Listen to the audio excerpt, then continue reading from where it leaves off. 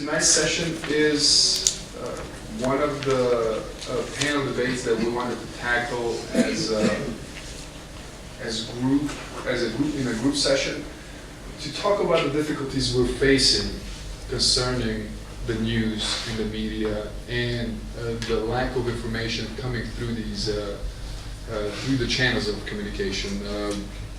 It was named Fake News, Demonizing the Others. On my right side we have Angelos Athanasopoulos. So yeah, it's gonna take me a while. So maybe Angelos, Angelos. Sure, I think it's the best. Yes, from Tovima Weekly and Tanea Daily.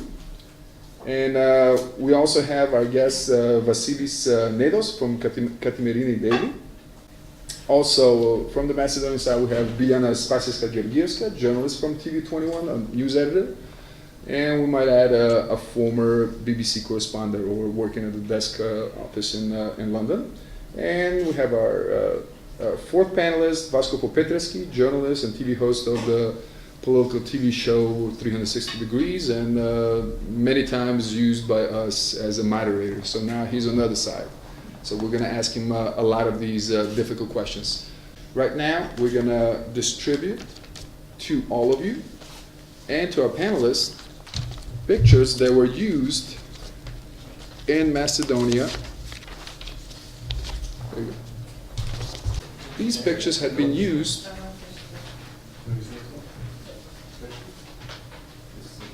predominantly in Greece in the period from January till April of 2018. And you might ask, why is this important?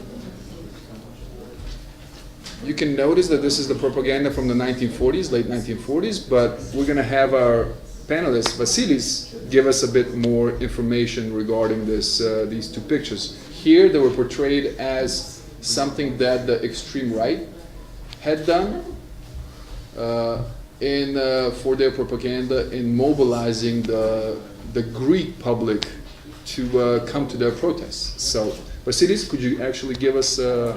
Well, what this is, even though it seems like a propaganda poster, summoning people to participate in the demonstration, it's quite the contrary. It's ironic, and it tends to mock the organizers of these demonstrations. And the pictures are actually from the period of late 40s, and I believe that it's also from the early 50s, after the Civil War, and some movies that were shot at the time to,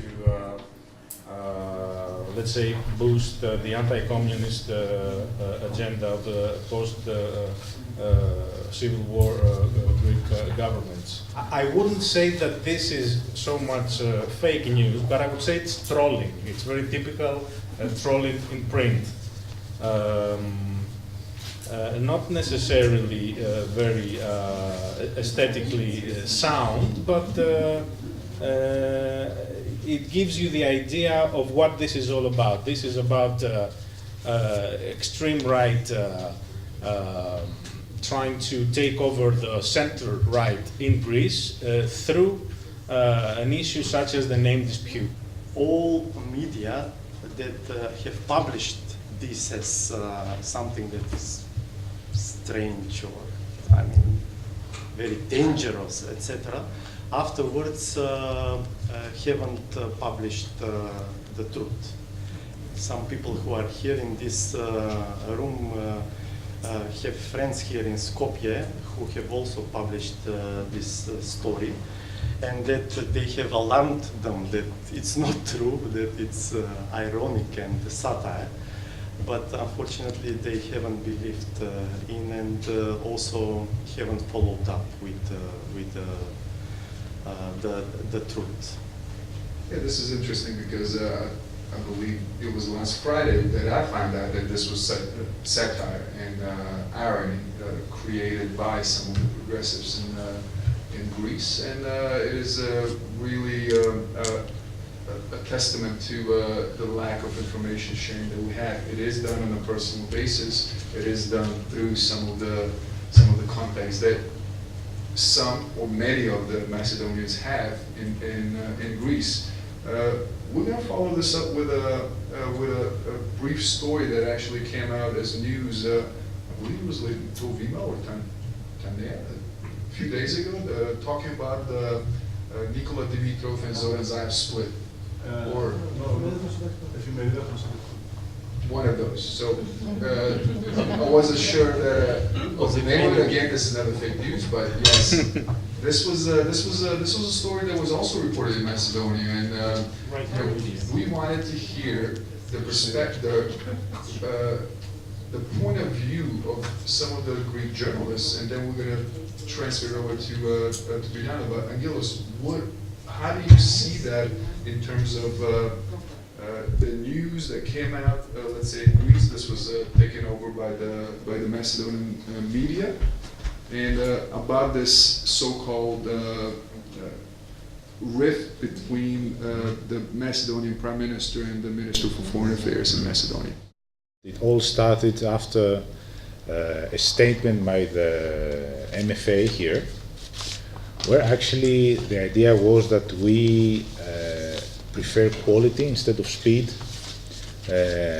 in a solution, towards a solution. So then suddenly our cell phones started to beep in Athens, and I believe that Vasilis maybe started beeping too, because mine did, with an unofficial leak saying that we won't let people to play with the solutions that we are striving to.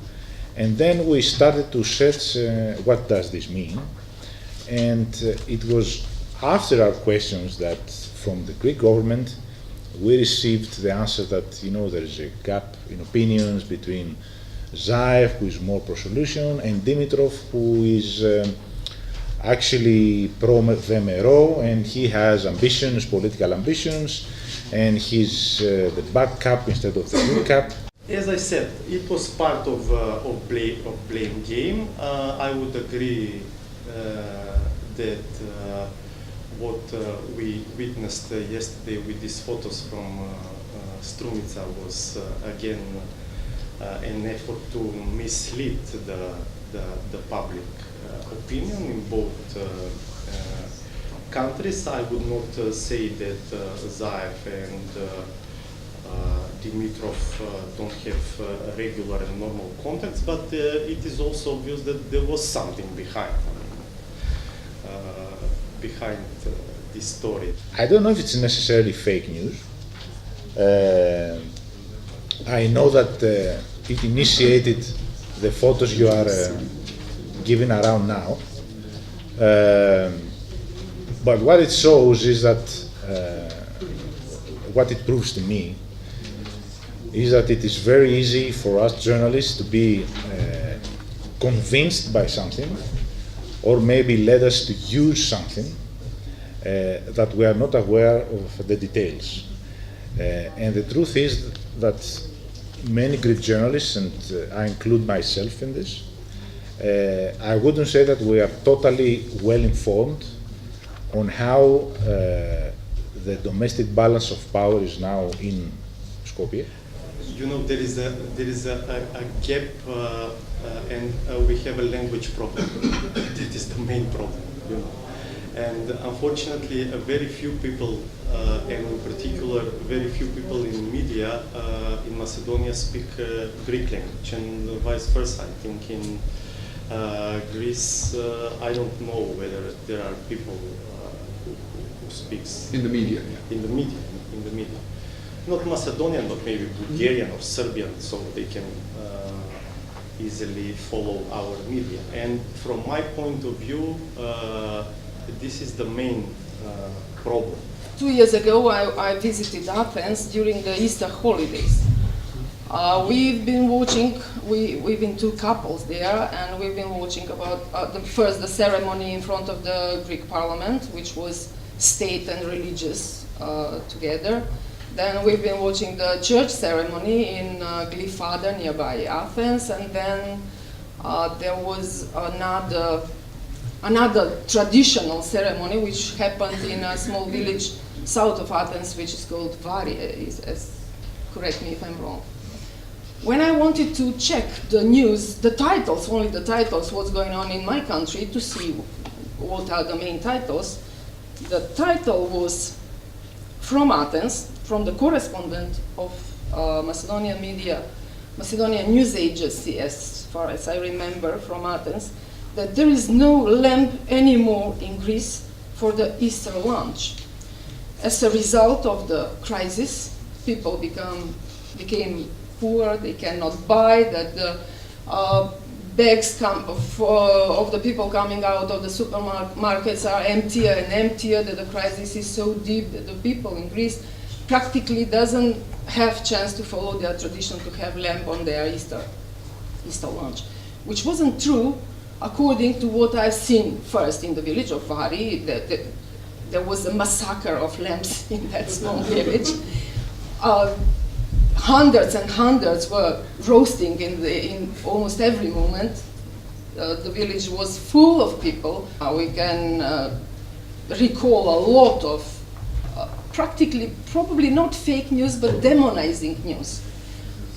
During the crisis, there were much more news items here coming from Athens that the crisis is deepening, that the life of people is difficult and more difficult, that Greece is not coming out of the crisis, that there are still huge problems, salaries are lower, pensions are lower, but no news about the getting out of the crisis, no news about the taxation rules or better situation in taxation system, not news about the banking system getting better and more stable, not news about stabilization in Greece regarding the crisis. That's happening still, I would say, that it is a rule in journalism that only black news is a news item, but still it is only one side, not the real picture. Sometimes, and I have an example here, there is it's from an article I wrote recently about that issue. We have Trans-Balkan fake news. So we have a series of Greek media, mostly online, sharing what seemed to be an interview of Kodzias. It was an interview of Kodzias. It went viral everywhere, but it was given a month ago. So it was it was not fake news, but it was old news.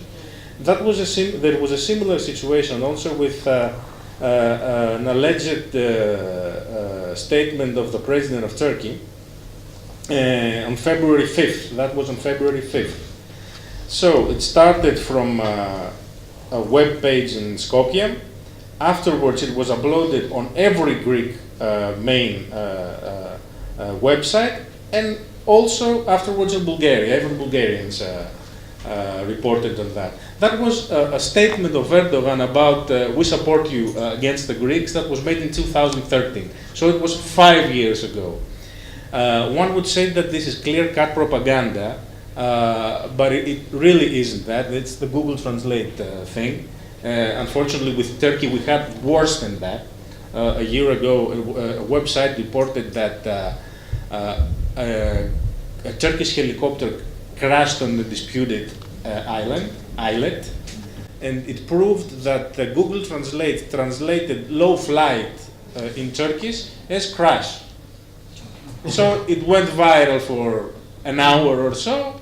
According to most of the internationally recognized, at least, researchers on that area, that usually people that read some disinformation, let's say, online, if 10 people read it, even if it's demented or proven wrong after a little while, 3 out of 10 remain with the idea that, with the opinion that this thing actually happened.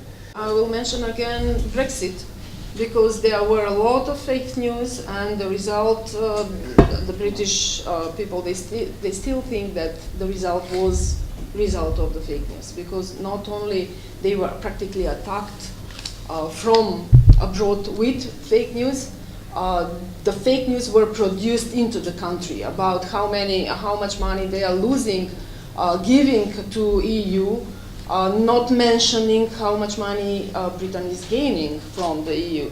Then demonizing EU, that was a long-term process going with the years. The partial news coming from Brussels to London were that the EU bureaucracy is only spending the taxpayers' money, not getting something more to them. What are the possibly the short and the long-term consequences of these fake news platforms and the information that's given, possibly on the political institutions and the state institutions, and the dialogue between, let's say, our two countries and possibly the Western Balkan as a region? Of course, this is influencing deeply the core of our democratic institutions, because people are heading to the polls having in mind things that never happened. I think that when we discuss fake news, we cannot discuss it without referring to politics. So I think that, and this is not valid only in the Balkans, it goes further than the Balkans. I think that when you have semi-autocratic or populist politicians, they are very willing to promote fake news. Current politicians don't want us to report so well like we should, because I think that this helps their hand for whatever they have in mind. There are chances for better cooperation, at least between those 40, 30 people, I'm not sure how many we are in this room, to fight not just fake news, but bad news or partial news, one-sided news. The problem in Macedonia, probably you are aware of that the last 10, 12, I don't know how many years, the young journalists were educated, practically trained to work bad journalism. They definitely need to be retrained or re-educated or to change that practice. One good example we can take from is from the countries of the northeast of Europe, Poland and the Baltics. They have been working on Russian malign influence through fake news and disinformation heavily, and they have fact-checking institutions, even though I'm inclined to say that fact-checking is nothing more than reporting, doing your job correctly. Journalists can do it, so fact-checking is like a postmodern word for reporting. But there are things there that we can copy.